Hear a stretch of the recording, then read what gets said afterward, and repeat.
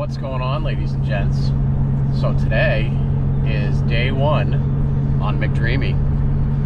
Welcome to the series. 1970 C10 LSA 6L90 Roadster shop chassis. Far too many other things for me to remember off the top of my head, but here we go on this journey. I'll see you when we get to the shop.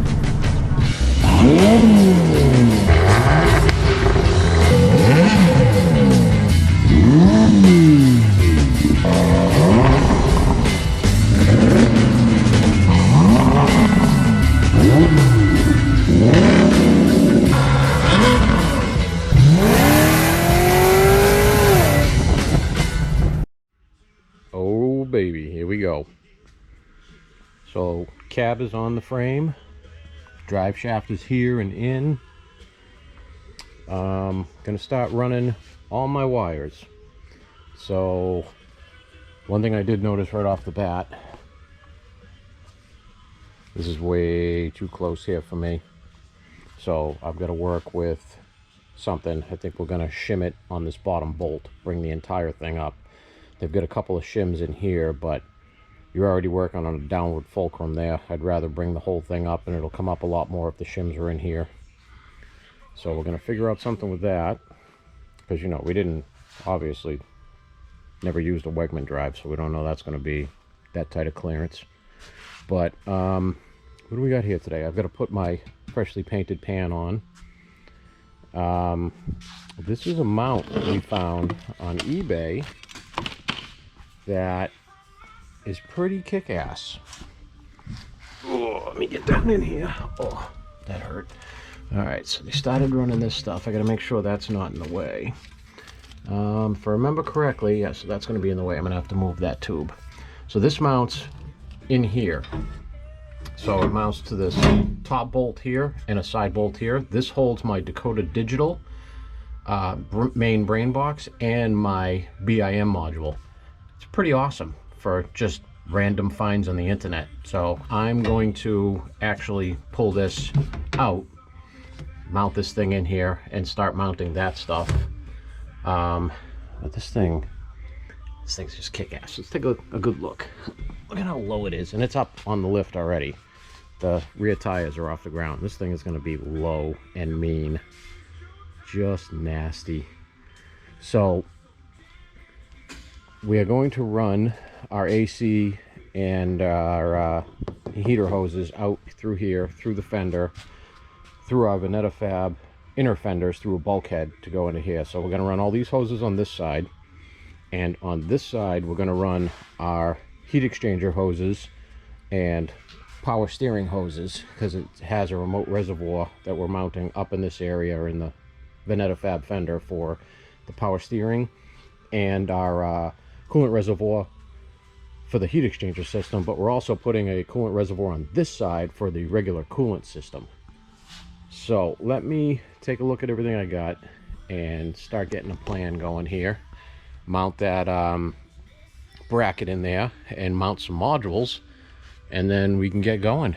I'm going to run, so we've also got this stanchion kit from Veneta Fab right here, because the hole on the firewall that would usually be right here, we smoothed that out, got rid of that, because we didn't want the wires coming through there. So this Veneta Fab kit mounts your factory or American Auto wire like we're using, mounts your kit here, and instead of running your wires straight through, your box is now away from the wall. So we're going to run them, how they run them is through here, and then you drill a couple of holes here with grommets, and you run all your wires out this way. So we're going to run all of our front wiring out this way, as well as all of our rear wiring. So all of my lighting wiring that's going to the back here is all going to run down this driver's side frame rail. Now, since the battery is mounted here, I am running my power wire for the amp that's going in here, and power wire that's going in here for the VaporWorks fuel module control kit, so it's pulse modulated with boost. that's all going to come out this side. So we're going to just run that out here. I'm going to keep it as clean and neat as possible. I mean, this is going to be probably, it is going to be the nicest build we've done so far. Up until this, the 69 F100 was. And Chili Pepper was super nice, but this is on a different level. So, all right, let me get my crap laid out, have some coffee, get my wits about me, and start installing some stuff.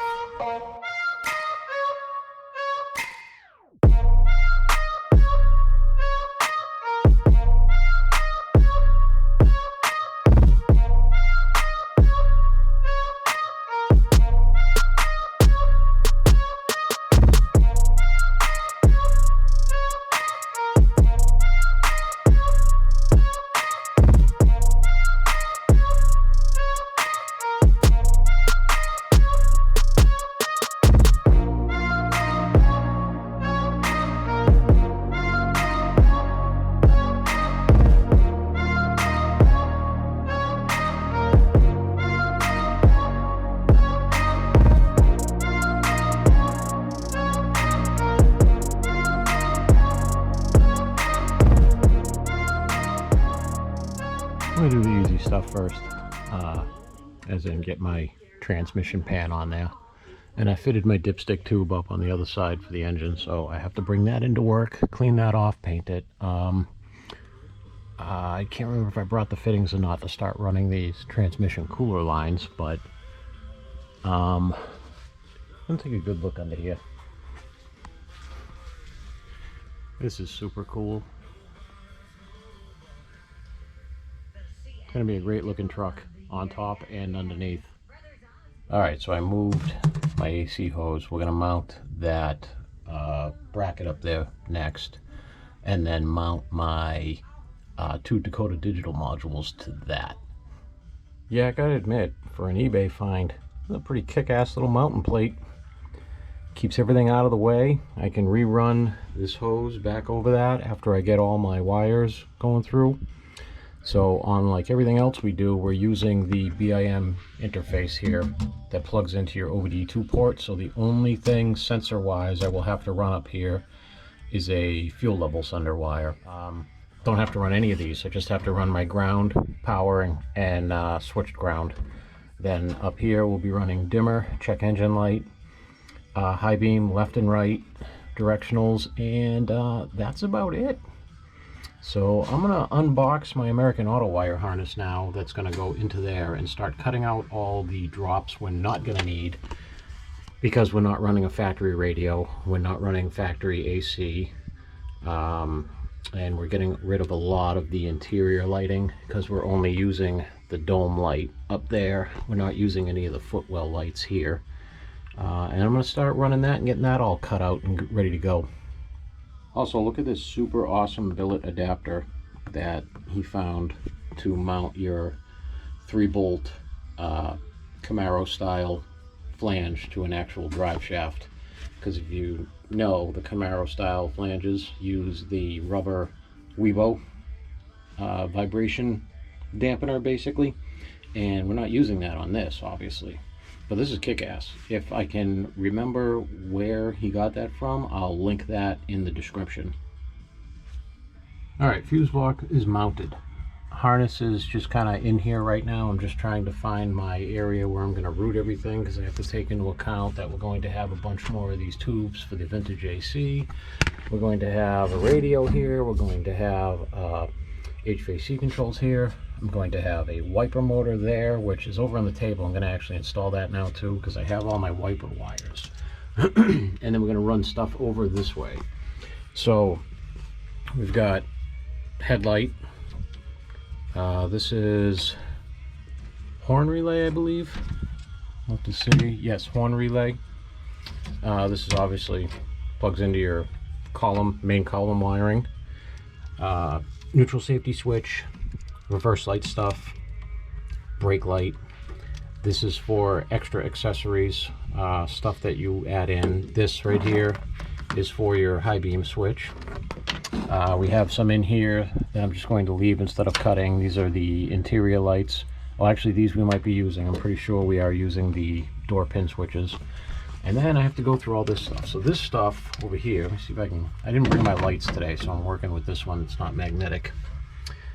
So this is coming out. This is nothing I need. This is your power and stuff for lighting and whatnot, and 12-volt ignition too if you're using your stock gauges. This one I will need some wires, and the rest I'm going to cut out. So we have our high beam indicator, our left and right directionals. I'm not going to be using, say, water temp, oil, alternator, any of that crap. I think the only other wire besides my lighting ones I'll be using off of this is, I believe, it's either this tan one or the other one. One of these two tan ones is my fuel level sender wire, which, if I'm looking at, actually, I think that says gas gauge, but it's running down the rest of this, which is going to be over on that side. So that's my fuel sender wire, is going to run out over that way. So I'm going to be cutting out a metric ton of all this other wiring. This is my ignition switch. Don't know why they wrapped it in the harness way over here on this side, because the ignition switch is right here. So I'm going to undo the harness, get my wires for my ignition switch over to here, re-secure up the harness, and start cutting everything out I don't need here, so I can run it all the way across the dash and have that stuff done. Because for some reason I cannot find, you probably weren't even looking at me in this stuff on the lens here, I can't find my push button kit. It's here somewhere. I will eventually find it, because I have to figure out where I'm going to mount that module. Actually, maybe right there on the side of the fuse block. And then module wise, in the front of the cab, I think we're good. So my VaporWorks module, my ECM and fuse block for the powertrain control and everything, I believe we're going to do like chili pepper, mount it all neat and terminated to a plate underneath the passenger seat over here. I have to get that stuff run though, to make sure I have enough wire length to do all that. So let me continue doing super fun stuff on this harness, and then I will get back to you if I happen to find my push button start stuff and anything else that I might need in here. So this is the back side of our American Auto Wire fuse block assembly. Figured I'd show you this because after removing all the wires I don't need, all the sender wires, the electric fan wires, what do we got, the coil wires for the conventional ignition system and all that, this is what we're left with. We've got battery power into the block, and we have purple and pink as ignition power and starter power, and then all the wires on this side are all front lighting, with the exception of dark green is the horn. But that's how much wiring we take out of this thing when you're updating the vehicle to all modern stuff.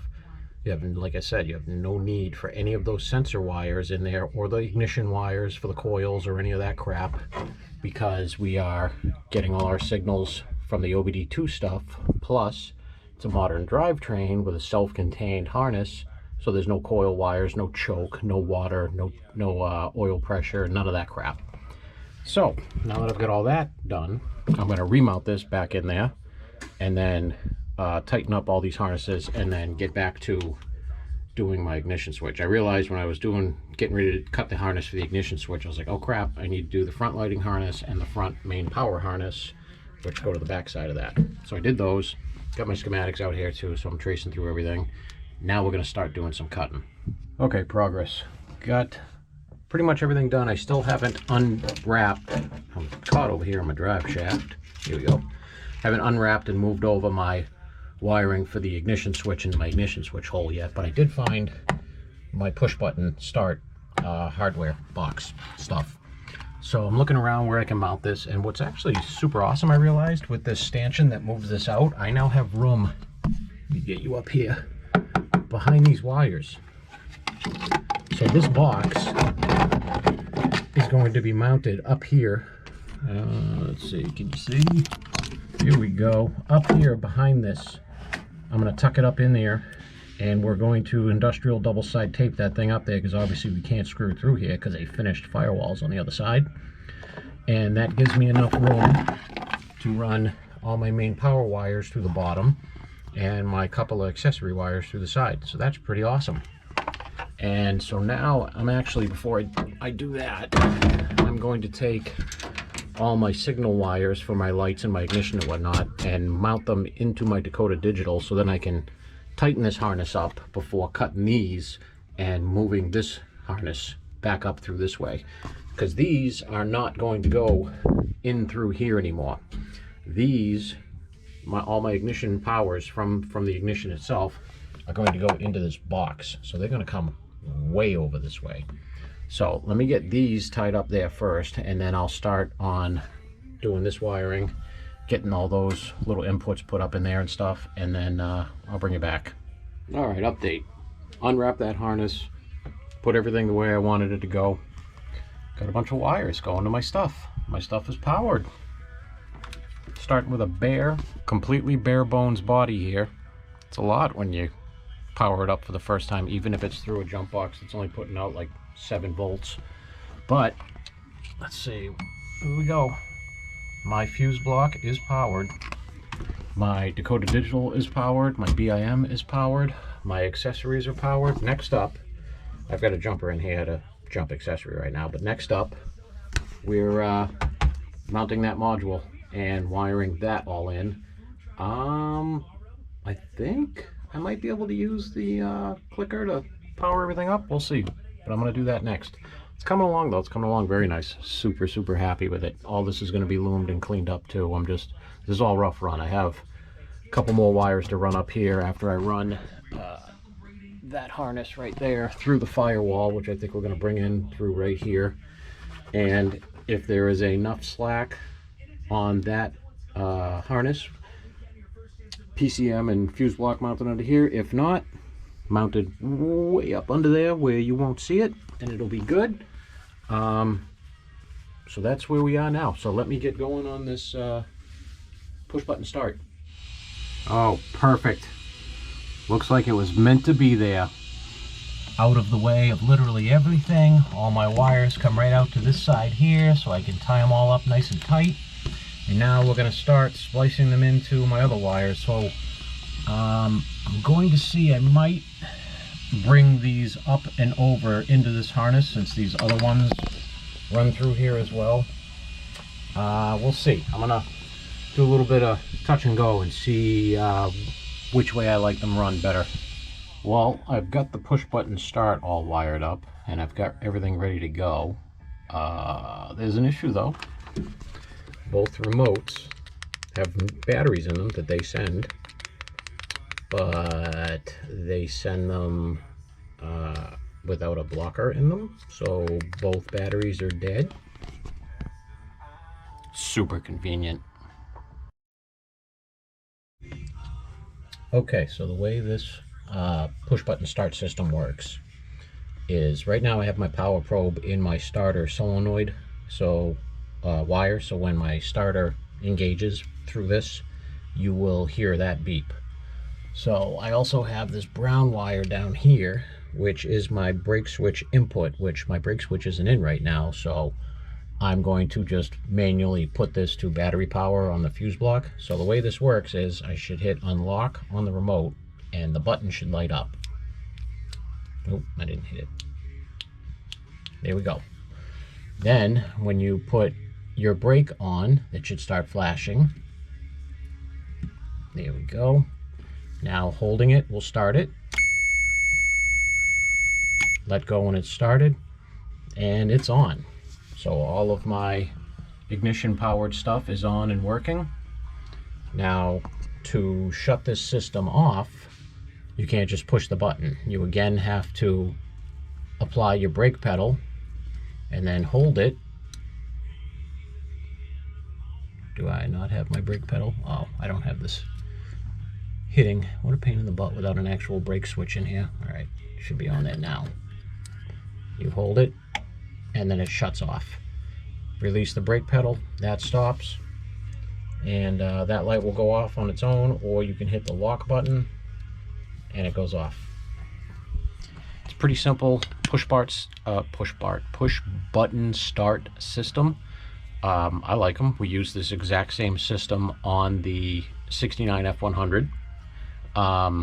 We're not keeping that push button. We're getting a nice fancy push button that goes in the factory location. It's actually at Ferrari right now. We just needed some extra parts to get it all together, but it's pretty nice. So you have a couple ways you can set it up. You can set it up with 1 or 2 accessory circuits. I set it up with 1. So you hit the button once, accessory comes on. Apply the brake, button starts flashing, hold it down, vehicle starts. I like them. They're super nice, except for the part where the batteries and the remotes were both dead and I had to cannibalize the battery out of the remote on my truck. All right, so I am going to see what I have left that I can accomplish today, and then we're going to do a once-over on the truck.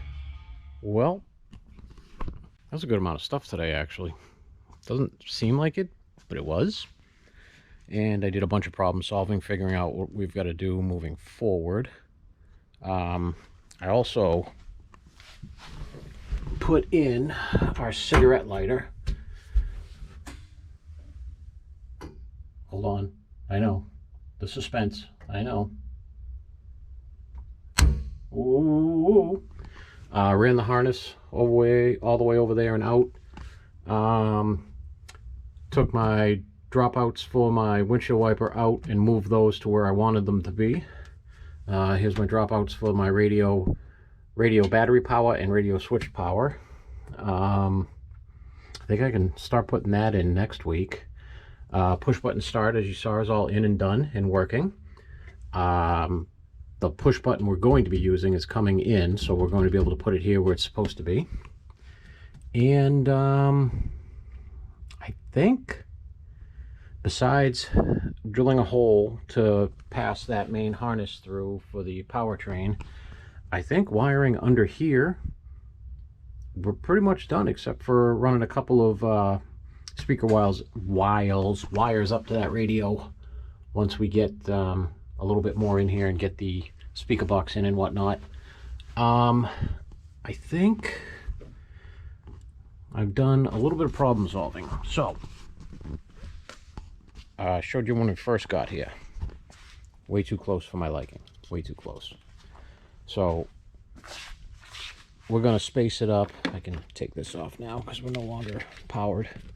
We're going to space it up right here and lift the entire thing up, which will give us a ton of room here. And basically what I want to do, this downward angle on the Master, not going to hurt it, but it'd be better if it was either level or slightly upward angle. So as you can see, the blower lid behind it, we're going to angle this up so that it's parallel with the blower lid.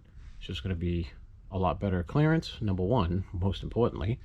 Number two, it's going to be way more aesthetically pleasing. Let's see what else. I have to figure out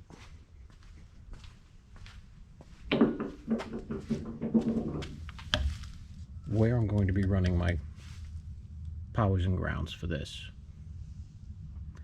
I think I want to put the junction block up there on the side of the frame, but I'm not sure yet.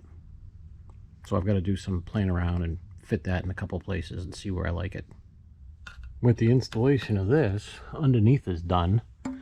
My new tranny pan in here, we'll have to fill the fluid once we can warm it up. I do have my oil dipstick. It's not in, it's over here. I've got to bring it into work and paint it, and then we can put it on the engine.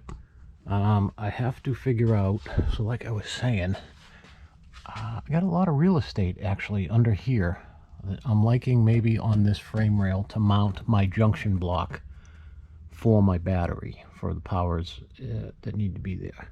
Ground, I can ground it to one of these bolts and use one of the front bolts, just pass the ground through the frame, or I can run a whole wire. We'll see where I get with that. The PSI engine wiring harness, like I said, will be on as soon as we drill a hole in the firewall to pass that through. Once the dipstick is in, I can fill it with oil.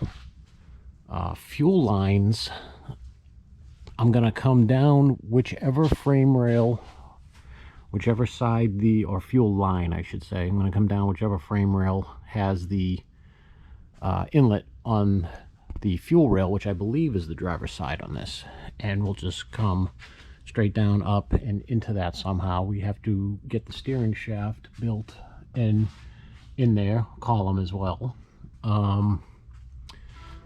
Trying to think of what else I have that we really need to get through and done.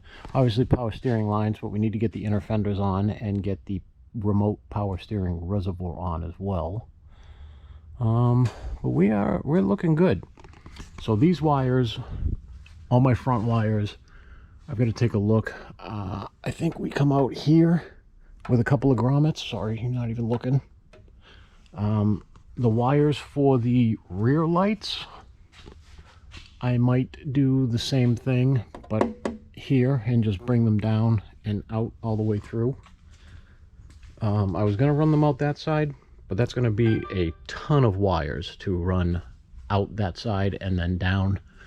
And it really doesn't matter which side we're running it on for the rear wiring. It's all just coming back here. It's basically just going to be all tail lights and fuel sender. Oh, also, hold on one second. I will also be running 2 main battery lugs or cables down to 2 lugs that mount in this box here for a jump start positions, because since the battery is underneath, it's not going to be easy to jump it if anybody ever has to. And that is over here. We have a main cutoff and a positive, something's on there, positive and negative cable lug. This has to get painted too. I think they forgot about it. But yeah, so we're going to be running that. The main cutoff, I'm going to have to run that up through a big giant relay to interrupt main power to the vehicle. And that's about it. And that's it for today. Look at that thing. It looks like a badass go-kart. Alright. Just like every week, time to go home, get some food, and hang out with some dogs. And I'll be back here next weekend getting more of this thing together. It's going a lot faster than I thought it was. I got a ton done today that I didn't think I was going to get done. So I'm pretty psyched with that. Stick around. There's going to be so much on this. The Chevelle will be back. Actually, I think the exhaust is going to be done on the Chevelle Monday. And that may or may not be coming to Ferrari for me to finish that up, get the tune in it, get the fuel line finalized, and get that running. And then next weekend I'll be back up here on this. And it's going to be a hell of an adventure going into the holiday season. We got Christmas parties, we got the Christmas holidays and stuff, and Thanksgiving, and taking a lot of time out of our work time, but we'll get it done. We always do. I usually always tear all my hair out trying to get it done, but I get it done. So stay tuned. I'll talk to you guys later. Thanks for watching.